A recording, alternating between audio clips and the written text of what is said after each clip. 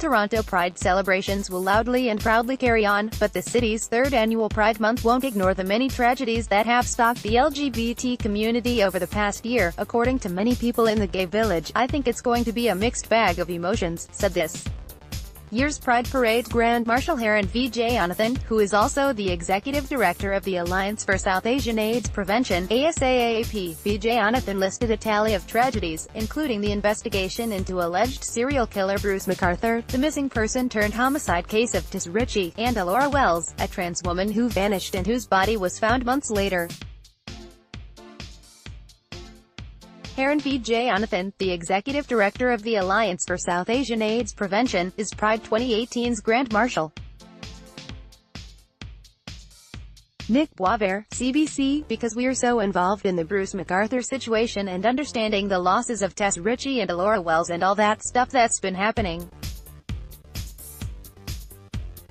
And now we're also working with the families and seeing when their remains are going to be released. It's just a lot right now, he said. This year's Grand Marshal of Toronto's Pride Parade will be the first ever Tamil to lead the parade. Haran Vijayanathan joins us to talk about what that means to him, both as a gay man and as a Tamil. 707 ASAAP was pivotal in pushing for the independent third-party probe into how Toronto police conduct missing persons investigations. Walking down Yonge Street in the Pride Parade as Grand Marshal, accompanied by a huge group of fellow Tamil volunteers and supporters inspired by ASAAP's push for change, will be a big moment for Vijayanathan. To be honest, it hasn't sunk in yet, he said. The parade will be a colorful celebration as usual, but this year, it will be followed by a sea of people wearing black to mourn the alleged victims of Bruce McArthur. Mark Blinch, Canadian Press. A sea of people wearing black will flood the parade route in the final act commemorating the LGBT community's loss this year, including McArthur's 8 alleged victims. Vijayanathan hopes people keep up the fight for fair treatment of the LGBT community by police and other city institutions. If we continue having the conversations we're having right now going into Pride after Pride is over, that will be the true success. Rainbow after the storm. Victoria Glencross Palmer is sober for Pride this year and she's looking forward to spending time helping out in the sober area and meeting new people. Ali Shahsan, CBC. For the most part, Pride will be what it's been for decades, a celebration.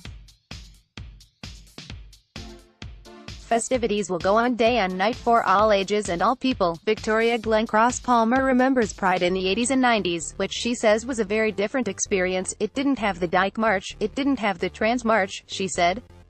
And the way she'll be experiencing Pride this year is going to be different too. After recently kicking a substance abuse addiction, so I'm going to come out and volunteer in the sober area and we are going to have a really good time. But Glencross Palmer says there's one thing that has never changed about Pride, its message. Pride is about everybody, anti-bullying and being accepted, she said, adding that the theme of how police interact with the LGBT community is as important as ever. I hear it's very bright. Adele Franklin moved to the Church Wellesley neighborhood a couple of months ago from East Africa and she says she can't wait for her new friends to show her around.